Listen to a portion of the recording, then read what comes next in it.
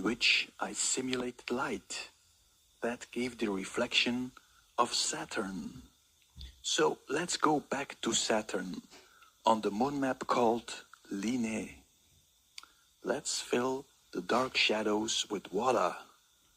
1 ring, 2, 3. Let's compare that with Atlantis. 3 rings of water, 3 rings of water. So, the conclusion is Saturn is Atlantis. But now a little bell starts ringing. I'm starting to realize why all the occult societies are obsessed with Saturn. Now, the rest of the story is getting very simple. Let's go back to the moon map. You have 2 important players here. You have moon crater Linné, with the star name Saturn and the earth name Atlantis. And you have crater Sulpicius Gallus M, star name Sirius, our biosphere Earth. Thirdly, you have a big plain called Mare Serenitatis, calm sea. I guess it wasn't that calm.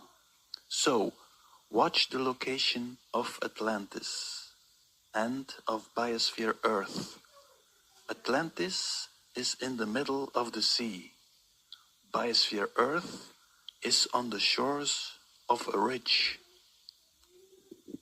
Now let's presume there is a tsunami on the bigger Earth, and the whole crater of Atlantis was flooded.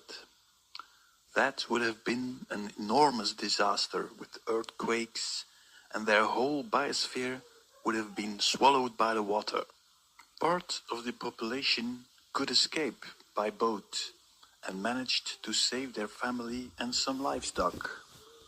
Was it Noah or Gilgamesh? 1 boat, several boats, we don't know. But part of the Atlanteans managed to escape. So Noah started sailing and managed to reach the shore. Here you see a simulation on the moon map. It must have been an enormous trip. I estimate it to be 2 million kilometers. Finally, land.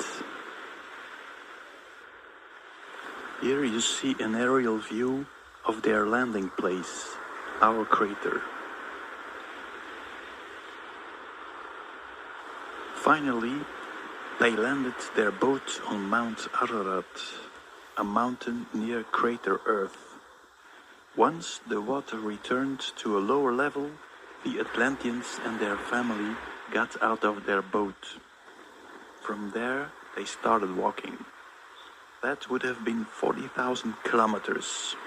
With a family and livestock, that could have taken 40 years. 40 years in the desert? Where did we hear that story before?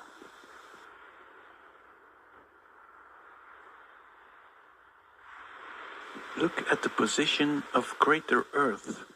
It is very close to the shore. On the side of crater Earth, you see an opening that is lower than the rest.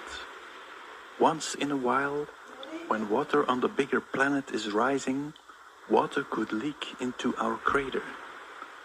Maybe at a certain moment in time, a huge piece of ice slipped into the crater and caused an enormous destruction, the so-called ice meteorite.